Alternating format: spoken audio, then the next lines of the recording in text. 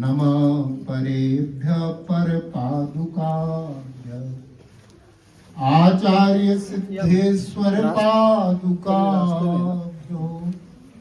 नमो नमः श्री गुरु पादुकाभ्यः नमो नमः श्री गुरु पादुकाभ्यः गुरूणांच गुरुं वंदे रामलालं महाप्रभुं सद्गुरुं चमनं नित्यं प्रार्थये योग सिद्धये ओम यो ब्रह्माणं विदधाति पूर्वं यो वै वेदांश्च प्रणोति तस्मै तं हदेव आत्मबुद्धि प्रकाशम् मुमुक्षुर्वै शरणमहं प्रपद्ये ओम शांति शांति शांति ओम।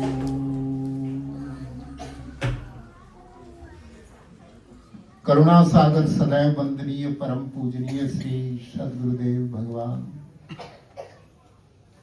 करुणामयी जगत जननी पराम्बा सद्गुरु माता जी, हिमालय की सूक्ष्म सिद्ध योगात्माओं एवं प्रभु जी के प्यारे प्यारे भक्तों, आज प्रभु जी की अपरंपार कृपा से और आप सभी भक्तों की भक्ति की शक्ति से हम इस हमीरपुर की पवित्र भूमि पर योग सत्संग का लाभ प्राप्त कर रहे हैं। गीता में योग का इतना बड़ा महत्व बताया गया है, एक लाइन में से आप समझ सकते हैं कि जिज्ञासुरपि योगस्य शब्द ब्रह्माति वर्तते। भगवान कृष्ण कहते हैं कि अगर कोई योग बिल्कुल ना जानता हो, लेकिन अगर वो योग का जिज्ञासु है, योग के बारे में जानने की इच्छा रखता है, तो वो शब्द ब्रह्माति वर्तते, वो शब्द ब्रह्म का भी अतिक्रमण कर जाता है, अर्थात कर्मकांडीय पूजा से वो बहुत आगे निकल जाता है। जिज्ञासुरपि योगस्य शब्द ब्रह्माति वर्तते, वो शब्द ब्रह्म का अतिक्रमण उससे आगे निकल जाता है। इतना बड़ा महत्व योग का गीता में भगवान श्री कृष्ण ने बताया। तो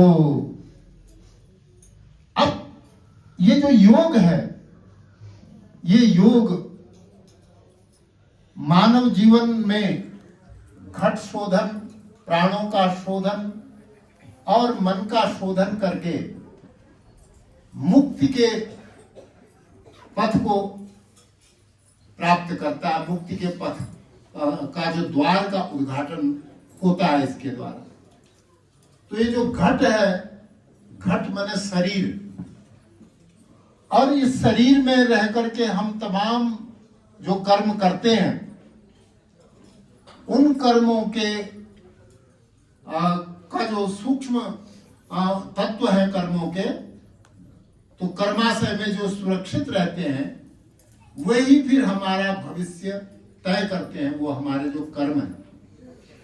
क्योंकि कर्म योनि सिर्फ मनुष्य योनि है, कर्म का अधिकार सिर्फ मनुष्य योनि को है, मनुष्य को है। अन्य किसी को भी ब्रह्मांड में कर्म का फल नहीं मिलता है। यहां से लेकर के ब्रह्मांड में जितने भी लोग हैं, देवलोक है, गंधर्व लोक है, किन्नर लोक है, यक्ष लोक है, या सिद्ध लोक है, सत्य लोक है, जन लोक है, तप लोक है, जितने भी लोक हैं उन सब, और जितनी भी योनियां 84 लाख योनियां, 84 लाख योनियों में मनुष्य से ऊपर 4 लाख योनियां हैं और 80 लाख योनियां मनुष्य से लोअर क्लास की हैं। और सिर्फ मनुष्य है जिसे कर्म करने का फल मिलता है। अगर बैल किसी को जान से मार दे तो FIR लॉज नहीं होगी, या 4-5 साल का बच्चा 4 आदमियों को जान से मार दे तो उसको डांट भी नहीं पड़ेगी, क्योंकि वो अभी वो संज्ञान नहीं है उसको। जब मनुष्य जानने समझने लायक हो जाता है तभी उसको कर्म का फल मिलना शुरू होता है। हमसे एक लाला जो हम ऐसे मतलब एक हमारे मित्र थे जो छींटा कसी करते रहते थे भक्तों पर या किसी पर। बोले जी 100 चूहे खा के बिल्ली चली हज करने। मैंने कहा इसका क्या मतलब हुआ? बोले जी कल तक जो शराब पीते थे, मांस खाते थे, वो आज सत्संग में जा रहे हैं। तो मैंने कहा आप कह रहे 100 चूहे खा के बिल्ली चली हज करने, अगर 101वें चूहे की जान बच गई तो आपके पेट में क्यों मरोड़ उठ रही भाई है? अब बात यह है कि कल तक जो बच्चा चौथी में था आज वो बीए में पढ़ रहा है, आपको इस पर भी आपत्ति होगी। कल तक चौथी क्लास में पढ़ने वाला या 6-7 साल तक बिना कपड़ों के घूमने वाला बच्चा अगर आप कहें कि जी 18 साल का आप ये क्यों कपड़ा पहन रहा है, तो जब जागे तभी सवेरा। एक देखिए अगर एक छोटा बच्चा राष्ट्रपति की गोद में, प्रधानमंत्री की गोद में टट्टी पेशाब कर दे तो उसको कोई दंड नहीं दिया जाएगा, लेकिन 18 साल का बच्चा अगर टट्टी पेशाब किसी की गोद में कर दे तो उसका एक्शन रिएक्शन होगा। इस मानव शरीर में रहकर जो हम कर्म करते हैं उसका फल, एक बैल जो है उससे अगर रात तक काम लिया जाए तो उसको ना तो ओवर टाइम मिलेगा, ना उसको छुट्टी मिलेगी हफ्ते की, ना ओवर टाइम का उसको दिहाड़ी मिलेगी और ना उसका प्रमोशन होगा। लेकिन मनुष्य अगर ओवर टाइम काम करता है तो अलग पैसा मिलेगा, उसकी प्रमोशन होगी, डिमोशन होगी, कर्म के अनुसार उसको फल प्राप्त होगा। तो इसीलिए कहा कि कर्मण्येवाधिकारस्ते मा फलेषु कदाचन। आप ये मनुष्य के लिए कहा गया कि तुम्हारा अधिकार केवल कर्म करने का है, फल पर तुम्हारा अधिकार नहीं।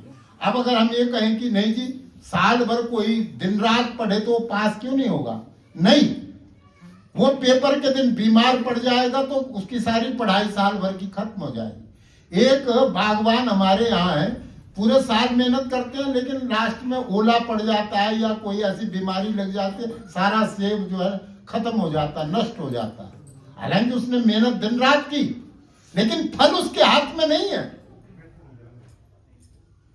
फल उसके हाथ में नहीं, फल भगवान के हाथ में। उसने मेहनत की है लेकिन फल देना ये भगवान के हाथ में।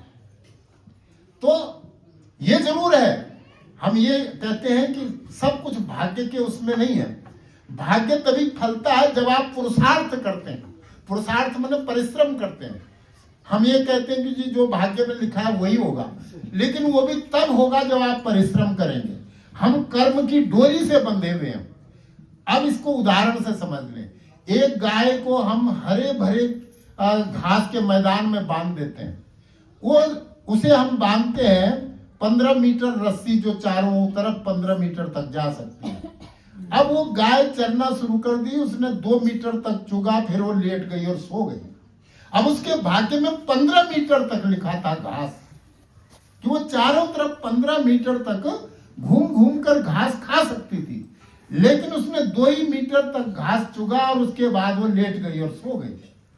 तो उसके भाग्य में जो था वो प्राप्त नहीं कर पाई, क्योंकि उसने पुरुषार्थ नहीं किया, उसने परिश्रम नहीं किया। उसके भाग्य में था लेकिन उसने परिश्रम नहीं किया। ये मनुष्य जो जीवन है ये तब प्राप्त होता है जब पाप और पुण्य दोनों 50-50% पर आते हैं। वो एक जन्म के नहीं कह रहा हूं, हजारों जन्म हमारे हो चुके हैं। उन्हीं जन्मों के कर्म गिने जाएंगे जिन जन्मों में हम मनुष्य बने और हमने कर्म किए। उन सबको उनकी कैलकुलेशन जब 50-50, 50-50% पर आएगा तो मनुष्य बनेगा, क्योंकि 50% में न तो वो नरक जा सकता, 50% में न तो वो स्वर्ग जा सकता। बराबर बैलेंस में उसको मनुष्य बनाया जाएगा। जब बैलेंस बिगड़ेगा तब उस तरह की योनियों में वो जाएगा। अगर उसने ज्यादा पुण्य कर दिए, मैक्सिमम पुण्य कर दिए, तो वो स्वर्ग आदि लोकों में जाएगा। अगर उसने ज्यादा पाप कर दिए तो नरक आदि लोकों में वो जाएगा। अगर उसने पाप पुण्य दोनों स्वार्थ बुद्धि से हट करके केवल मानवता के लिए उसने कर्म किए, भगवान की भक्ति के पथ पर चलते हुए स्वार्थ को त्याग करके केवल परमार्थ के लिए अगर उसने सब कर्म किए, तो उसको मुक्ति प्राप्त होगी। हिंसा और अहिंसा, इन दोनों की परिभाषा कर्म का देखिए ना, कई बार ऐसा होता है, कर्म को समझना जरूरी है। भगवान राम का जो समय था, उस समय की परिस्थितियां अलग थी। जब भगवान कृष्ण आए तो समय और परिस्थिति के अनुसार धर्म की परिभाषा भी उन्होंने नए ढंग से परिभाषित की। भगवान कृष्ण ने धर्म की परिभाषा को अलग ढंग से परिभाषित किया। भगवान राम ने कहा कि मर्यादा, एक स्त्री व्रत, एक पति व्रत और एक सत्य का पालन, मर्यादा का पालन। लेकिन कृष्ण भगवान ने क्या परिभाषा दी? उन्होंने कहा कि सत्य, न्याय और धर्म की रक्षा के लिए जो भी कर्म किया जाए वो धर्म है। सत्य और न्याय की रक्षा के लिए जो भी कर्म किया जाए वो धर्म है। इसलिए भगवान कृष्ण ने, मुझे नहीं लगता जीवन में एक बार भी सच कहा हो या छल कपट ना किया हो। ऐसा है ना, आप देखिए कि कौन से अब, लेकिन वो तो अवतारी पुरुष हैं, भगवान हैं, लेकिन उन्होंने कोई भी छल कपट, झूठ अपने निजी बेनिफिट के लिए एक भी ऐसा काम नहीं किया कि जिस झूठ से या छल कपट से उनको अपना फायदा हुआ।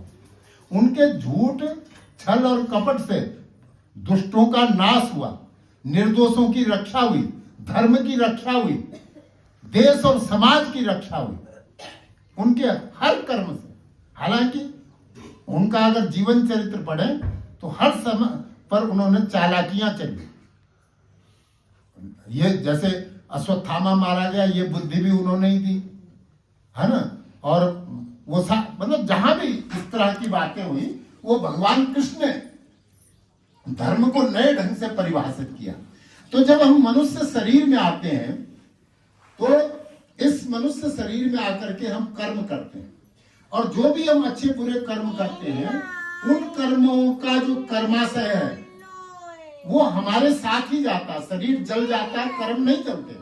जैसे उदाहरण के लिए, अगर फूलों की घाटी है ऊपर बद्रीनाथ की तरफ, फ्लावर वैली, वहां से जो हवा चलेगी तो उसकी वो खुशबू भी अपने साथ लाएगी उन फूलों की। हमें पता चल जाएगा ये हवा उधर से आए। कहीं गंदगी दुनिया की जमा की जाती, उधर से जो हवा आएगी वो अपने साथ वहां की दुर्गंध को साथ में लाएगी। इस शरीर में रहकर हमने जो कर्म किए हैं, उन कर्मों का जो कर्मा, जिसे कहते हैं हम यानी इंद्रियों के जो विषय होते हैं, वो इंद्रियों के जो विषय हैं, जिन्हें जो है अध्यात्म की भाषा में कहा जाता है तन्मात्राएं। तन्मात्राएं यानी आंखों से हमने रूप देखा, कानों से शब्द सुना, जीभ से हमने रस लिया, अच्छा या बुरा जो भी, उनका जो एक्सपीरियंस है वो सूक्ष्म शरीर के साथ साथ में जाता है। वो बीज है, और वो बीज ही अगले जन्म में हमारे उसके कारण बनते हैं। अगले जन्म में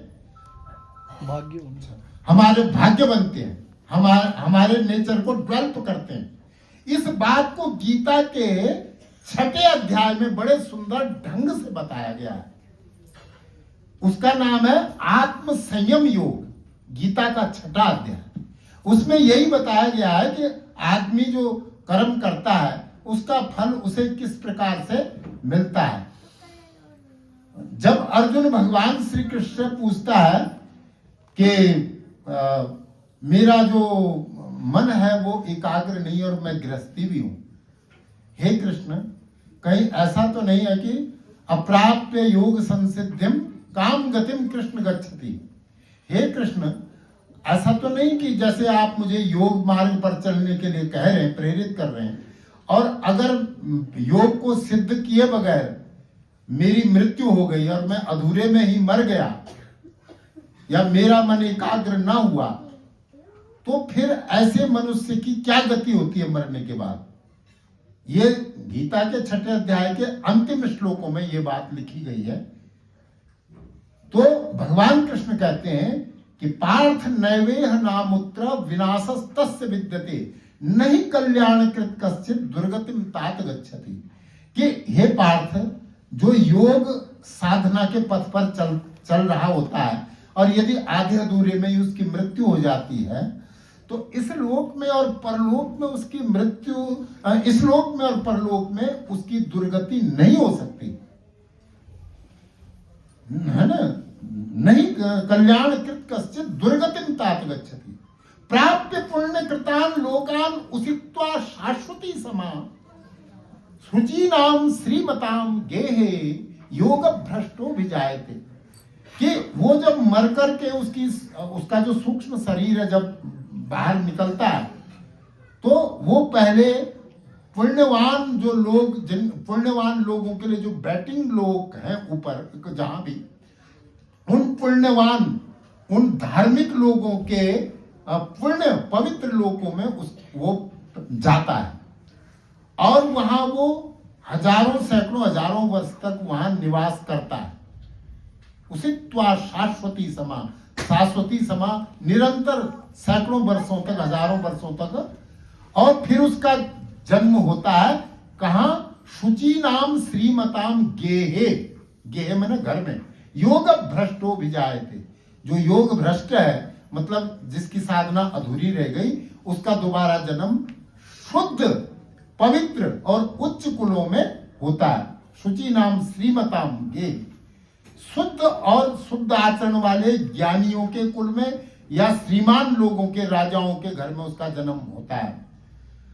और तत्र तम प्राप्त संसिद्धम, वहां जो है वो जन्म को लेकर के जब उसका जन्म होता है तो वो उसी प्रकार के पूर्व जन्म के नेचर को दोबारा प्राप्त करता है।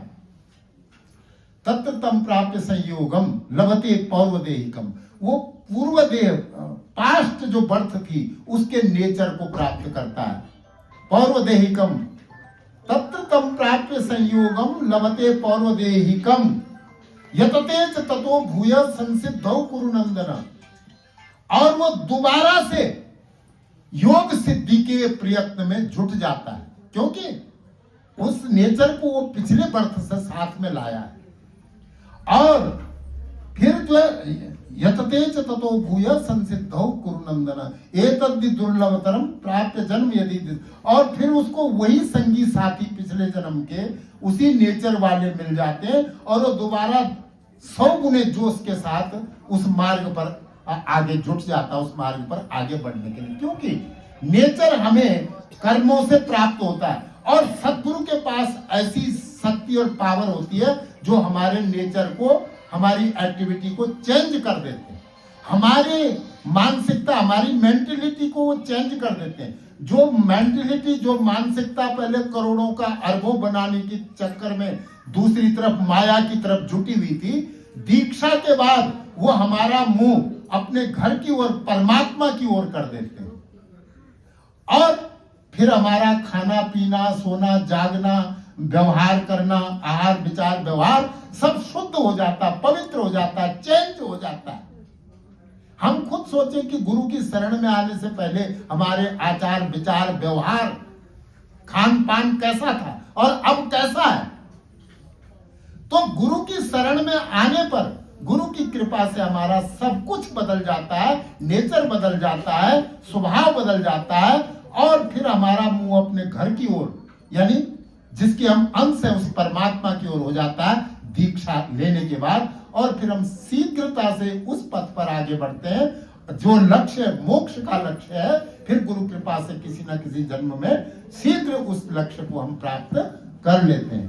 बोल श्री सच्चिदानंद महाप्रभु हम भगवान की जय। तो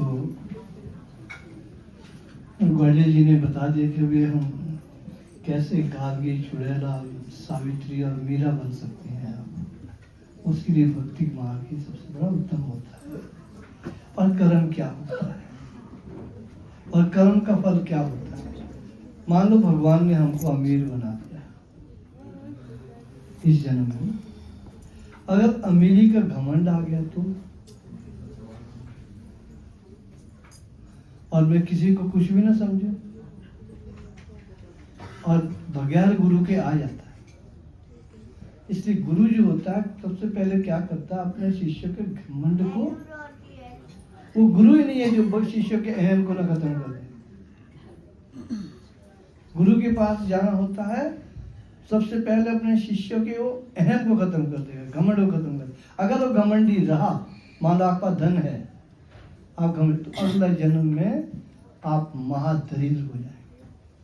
उसका फल ये है। फिर अगर कोई महादरिद्र है, गरीब है, रोटी भी खाने के लिए नहीं है, और वो गाली देता रहेगा भगवान, ले यार इसके पास इतने रुपए हैं और मेरे पास कुछ भी नहीं है, भगवान भी अंधा है। अरे भगवान अंधा नहीं है, पिछले जन्म में तुझे बड़े भारी रुपए दिए थे, तुझे अंदर घमंडी इतना हो गया था, आज क्यों गाली दे रहा है भगवान? वहां गुरु भी क्या करेंगे? कर्म का ये फल बता रहे, कर्म ही बहुत महत्वशाली होते हैं। गुरु के पास जाने से कर्मों में सुधार आता है।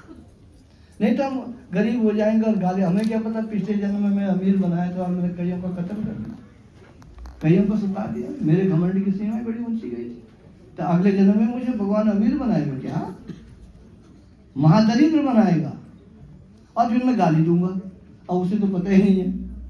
वो कहते हैं दे धर्म का दंड ये भोगेंगे सब कोई, ज्ञानी भोगे ज्ञान से, मूर्ख भोगे रोए। तो मूर्ख होता है वो रो के भोगता है मैं यार गरीब, उसे ये पता नहीं पिछले जन्म में मैंने क्या किया था। इसीलिए कर्मों का जीवन सुधार होगा, अगले जन्म में हमारा सुधार वो गुरु करवाते हैं। लोग कहते क्या करते हैं आप गुरु के पास, क्या दे देंगे गुरु? अरे गुरु क्या दे सकते हैं ये तुम्हें पता नहीं। जीवन का रास्ता देते हैं, अगले लोगों का रास्ता देते हैं, पथ दिखाते हैं। तो ये बड़ा सुंदर इन्होंने मुक्ति भी देंगे, बड़ा सुंदर बात बताया कि कर्म ही सब कुछ है भाई, कर्म का फल मिलेगा। तो सबसे पहले तो ये कि गुरु के पास जाके हमारे कर्मों में सुधार आता है। तो अब मंजू वाला से प्रार्थना के भजन सुनाए।